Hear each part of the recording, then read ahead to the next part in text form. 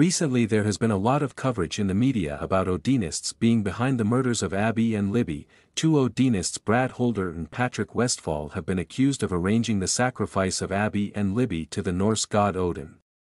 In this video, another group of Odinists from Kokomo who have been involved in very serious crimes such as murder, serious acts of violence, sexual abuse of minors, extensive drug dealing, gross neglect of their own children and sex trafficking are covered. One of them, Blaine Ryan Nelson, was a violent drug dealer and an addict. He had many convictions for drug trafficking, possession of drugs and violence against women. His mother Tot Rubo told in an interview with the YouTuber Hunting Evil True Crime Investigates that Blaine had been murdered on October 16, 2022 at the age of 32. Blaine Nelson had been found by his mother Tot Rubo poisoned to death laying on the floor of his living room. Forensic analysis of Blaine's corpse proved that he had been killed by a deadly dose of horse tranquilizer. Tot Rubo, Blaine Nelson's mother, thinks he was murdered by a specific person she knows who had threatened to kill Blaine. Blaine may have been overpowered by hitmen in his living room and then injected with poison that killed him. After her son had been killed by poison, Tot had to take care of his children, and when two of the children, Brooklyn and Cullen, were playing, neighborhood children in the street repeatedly told them that their father and great-uncle Flint Vincent Farmer were murderers. This upset grandmother Tot Rubo. Tot was also upset of the arrest of her brother Flint Vincent Farmer for the murder of Karina McClurkin, as she thinks he is innocent, and because in jail 4 black inmates had threatened to kill him and they had offered their credits with the prison commissary to any of the other inmates who would harm Flint. Therefore Flint had to spend his time in solitary confinement as a protective measure. Blaine Nelson said that an uncle of his who was a police detective had told him that the whole case against Flint was a setup by the law enforcement in Kokomo and very fishy. Blaine Nelson worked in Delphi at the Indiana Packers in 2013 and 2014. He had to quit after he got a longer prison sentence. After his release in November 2016, he again tried to get a job at the Indiana Packers, so Blaine must have known the Monon High Bridge Trail area nearby the Packers and that it was an excellent area for pagan Odin ceremonies including sacrifices. Blaine, with the other Odinist core members such as his uncle Flint Vincent Farmer and their mutual pal Gabriel Sebastian Ellis, used to spend much time as regular customers at the strip dance club Big Daddy's and befriended a dozen strip dancers there, as they had been generous to the ladies with a lot of cash they had made from trafficking methamphetamine. Among ordinary customers, Big Daddy's is also a hangout for Kokomo's motorcycle gang members. Members of private unauthorized militias, Odinists, and local criminals of all kinds. Kokomo prosecutors filed charges against Daniel Dumoulin, owner of Kokomo's strip club Big Daddy's, of 14 felony counts of promoting prostitution and 2 counts of corrupt business practice. Evidence for this was acquired from a secret police informant who used hidden cameras in the dance room to capture strip dancer ladies accepting to sell sex for money. This resulted in Kokomo police raiding the premises. Before his death, Blaine was very interested in and devoted to the Abby and Libby murder case. He participated in a large number of YouTube live broadcasts in various YouTube channels. He also ran his own channel. On these channels he gave out a lot of information about the criminal group he himself belonged to with Ellis and Uncle Farmer, and about other criminal organizations in Kokomo, the crime they were committing, as well as bars, restaurants and strip clubs they had as their haunts. Blaine also talked about the criminal motorcycle gang Sons of Odin in Kokomo.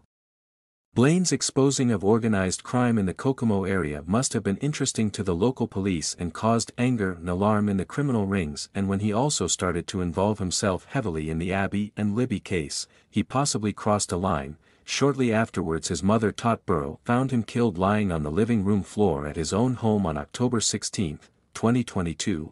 Was it the Odinist community that had silenced a loose-tongued member for good? When Blaine died, a longer Odinist farewell poem was posted on one of the Blaine interview videos. The Odinist praised Blair as an Odinist brother. He wished him a fair passage to Valhalla and honor and glory there as a warrior. This and other Odinist comments were eventually removed, possibly at the request of the family, who did not want Blaine to be portrayed as a pagan, but as a God-fearing Christian, because in the obituary it says that Blaine was an active member of his church where he served as the sound and light technician and composed Christian rap music. For some it is possible to have it both ways, as the Odinist Brad Holder who alternately went to church and participated in pagan Odinist sermons and sacrifices. If the Odinists had been allowed to have a say, they would have followed through with placing a sword in the grave along with a dozen boar teeth. It wouldn't have needed to be a real sword, a replica sword will do as well as. Upon arrival in Valhalla the replica sword would have turned into a real sword of utmost quality. Blaine Nelson loved to fish, so when he was done at work with the Indiana Packers in Delphi he could have taken a trip to the Monon High Bridge area and tried his luck at fishing in Deer Creek, where he may have met the outdoorsman James Bryan Chadwell who in 2017 lived in Kokomo as did Blaine. James Bryan Chadwell reported on social media that he loved railway bridges and had spent the night in a tent by a railway bridge a year before he was arrested for the attempted murder of a 9-year-old girl. Chadwell, who used his pet dogs to lure the 9-year-old girl into his apartment in Lafayette before he kidnapped, molested, and attempted to murder her on April 19, 2019. Logan's farm is close to Blaine's workplace at the time the Indiana Packers. Blaine may have met Ronald Logan at the Big Daddy strip club, as he also periodically worked as a carpenter. He may have been asked by Ronald Logan to do some carpentry work on his farm. Blaine may then have introduced his Odinist friends to Logan and made Logan so fascinated by this pagan Norse religion that he permitted them to hold Odinist rituals on his farm, and he may even have joined the rituals.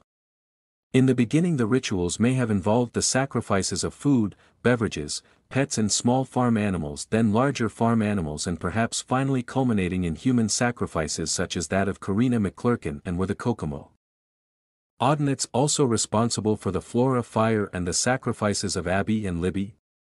Karina McClurkin, who was an 18-year-old Kokomo girl, was last seen in the 1000 block of South Washington Street in Kokomo on October 11, 2016. She belonged to the inner circle of the motorcycle club Sons of Odin Kokomo members Flint Vincent Farmer, Gabriel Sebastian Ellis and Blaine Nelson. She is said to have been sex-trafficked along with other drug-addicted girls by the Kokomo Odinists who otherwise used her and other girls to sell drugs.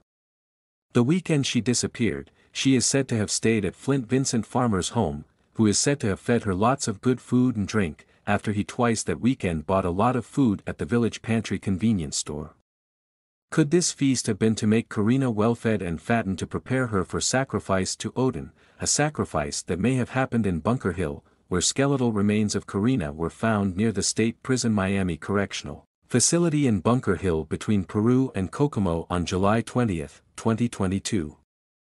If the Kokomo Odinists were behind the Delphi murder, no evidence has yet emerged that Flint Vincent Farmer, Gabriel Ellis and Blaine Nelson are involved in the murders of Abby and Libby, nor that they are responsible for the Flora fire, nor have they made statements that they have anything to do with the murders, but it cannot currently be ruled out that they or other members of their group may have been involved in the ritualistic murders of Abby and Libby.